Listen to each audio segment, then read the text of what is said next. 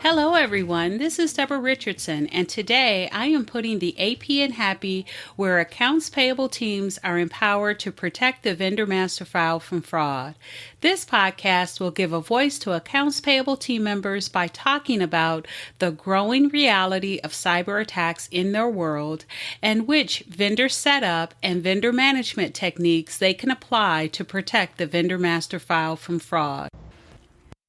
If you are looking for vendor process training for you or your entire vendor team, head over to my site at deborahrrichardson.com and click on the Vendor Team Training Solved button to learn more about what is included in the monthly or annual plan and also to download a 2021 training schedule. Get the training that you and your team needs to avoid payment fraud, duplicate vendors, compliance fines, and more. It's October, and that means it's Cybersecurity Awareness Month. And this week, the focus is on cybersecurity careers. So if you're wondering whether you can make that leap from accounts payable to cybersecurity, keep listening.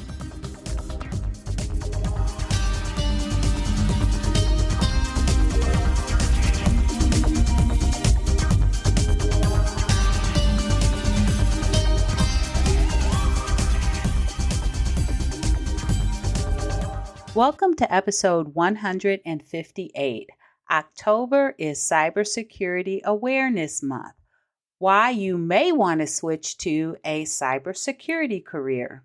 For the last two episodes, I think I started them both out with saying it's October, and that means it's Cybersecurity Awareness Month. And then I talked about, because each week there's a different focus. The first week was on just what the vendor team can get out of it. And then the second week, we really talked about shoring up phishing defenses.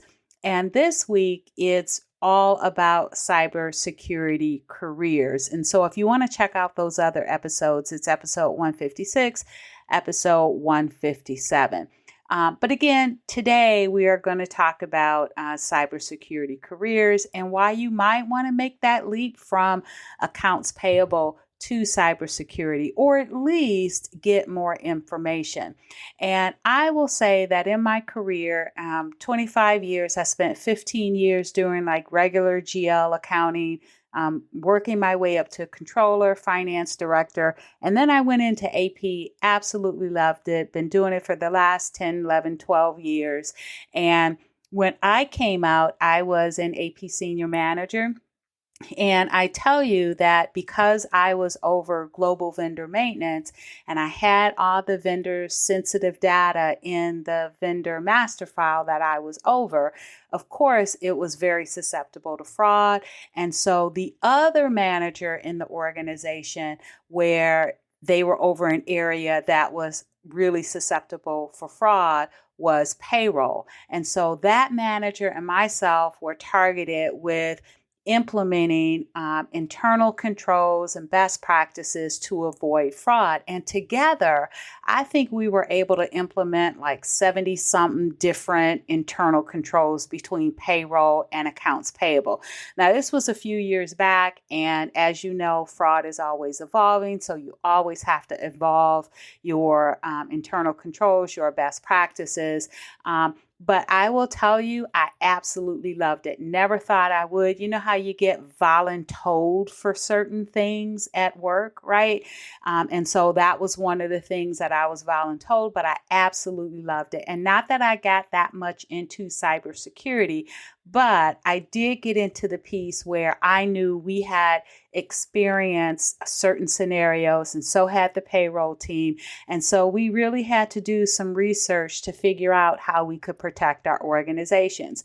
Now, that might be where you may want to start and or end, right? With these cybersecurity careers, it could just be cybersecurity education. Maybe you can take a class. Maybe you can look at some free education that's out there. And it is a lot out there. And I'll have some links in the show notes. So actually, I'll have a link to the accompanying blog, and in that blog will be a couple of links for some education and for some additional resources.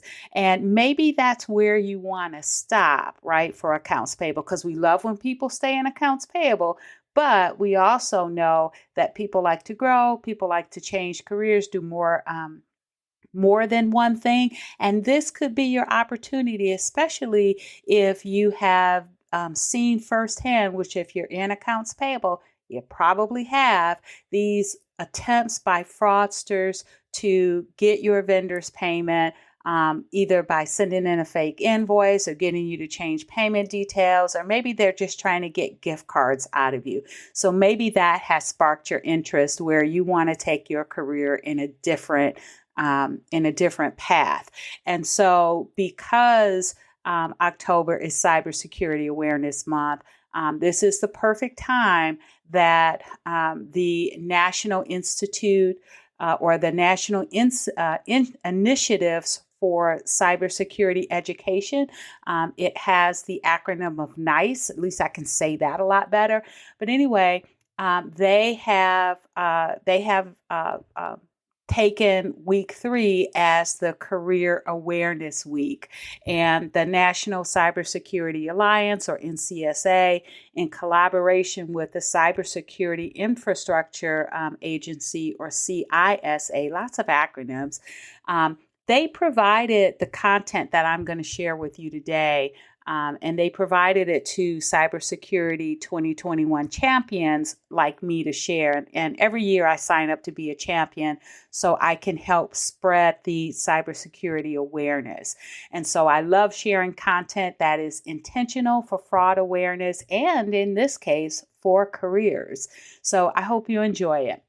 Cybersecurity. It is one of the hottest sectors today, with new threats and challenges emerging each day. And with that, there is a huge push being undertaken by both businesses and education sectors to attract individuals toward a degree and career in cyber. Now, if you're interested in joining this exciting new workforce, here are a few reasons why pursuing a degree and career in cyber might be right for you. So the first one is it's a hot job market. So to say that cybersecurity jobs market is hot would be a huge understatement. According to the U.S. Bureau of Labor Statistics, the job market for information security analysts will grow by 32% by 2028, making it one of the fastest growing job sectors, while Cybersecurity Ventures has found that there will be a 3.5 million unfilled cybersecurity jobs in 2021. Now, this means that cybersecurity professionals are among the most in demand around the world and for years, and will be for years to come. So, number one was a hot job market. Number two is infinite room for personal and professional growth. So, beyond just the ability to get a cybersecurity job, thanks to an ever-growing set of career tracks, cybersecurity offers a variety of different options for professionals to find a position that fits nicely with your own interests. So cybersecurity professionals work in everything from compliance to stress testing, cyber defenses, and software. So there are virtually limitless ways that professionals can apply their skills and look to grow them.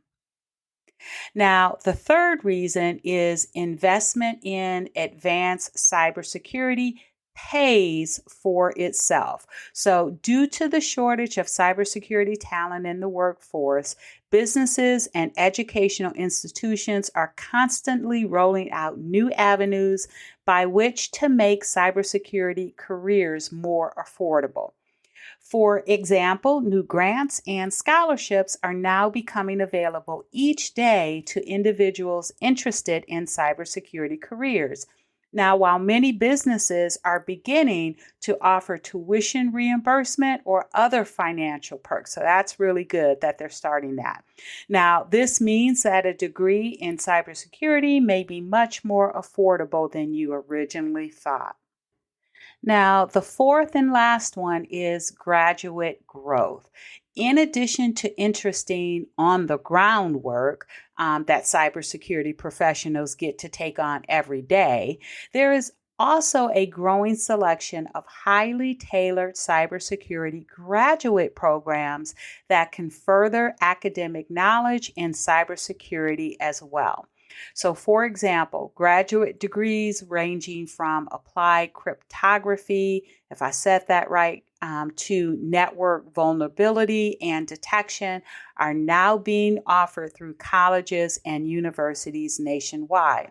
Additionally, as part of this deep dive, cybersecurity professionals will all also get the opportunity to network with other students from various backgrounds, allowing them to open up further opportunities for future positions or businesses. Now, I do like the fact that there is growth. I mean, I love the hot job market. I love that there's infinite room for personal and professional growth. I love that there is investment or that investment in advanced cybersecurity pays for itself. And then I love the fact that there are graduate opportunities for cybersecurity in your educational path. And as a matter of fact, I have had, I think every year for the last 3 years, someone on my podcast that comes on to talk about the top 3 fraud risk. And I think it's been the last 2 years. Anyway, his name is Jeffrey Simpson, and I had him on.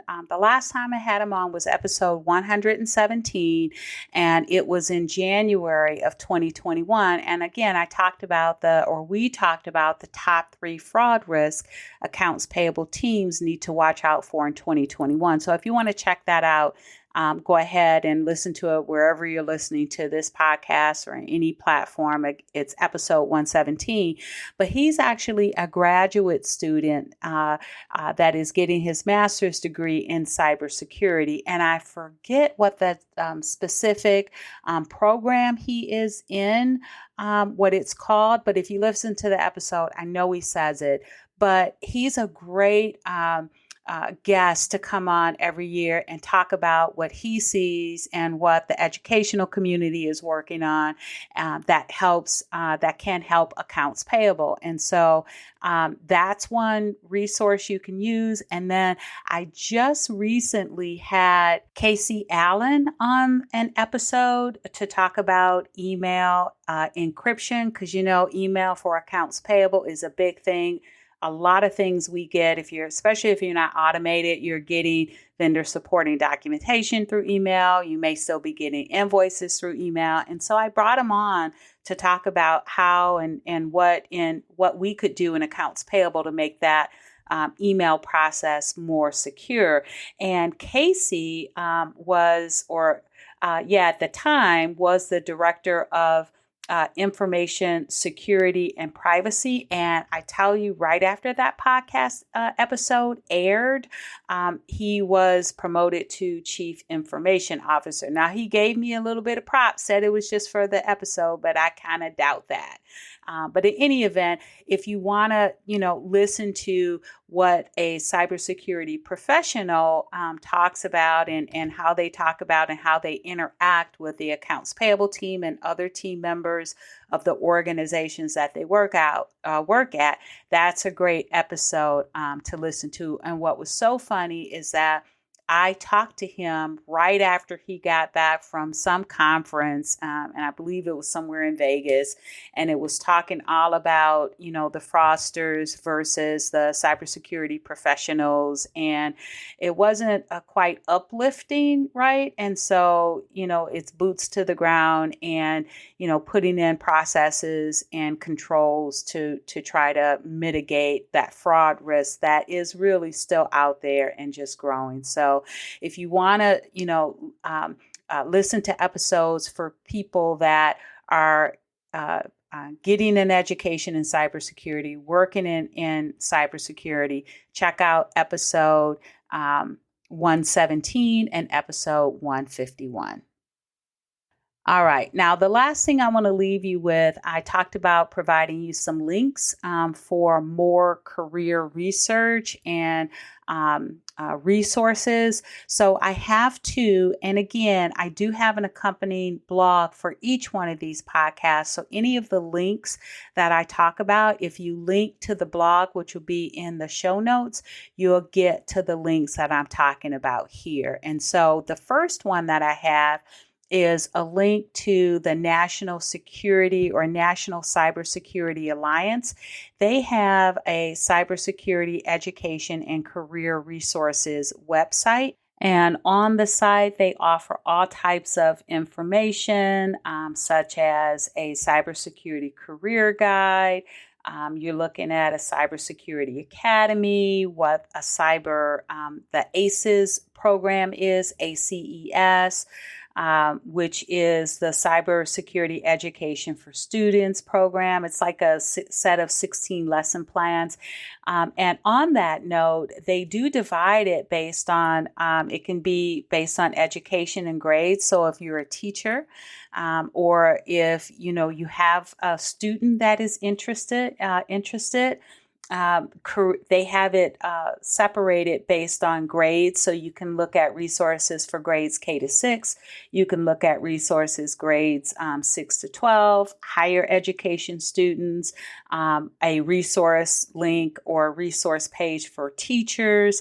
And then beyond that, they have a page for minorities, girls and women, those that are looking for career changes, all you accounts payable folks out there that are thinking about a career change, and then also veterans. So give that link a try and see if there's something there that may answer some initial questions that you may have.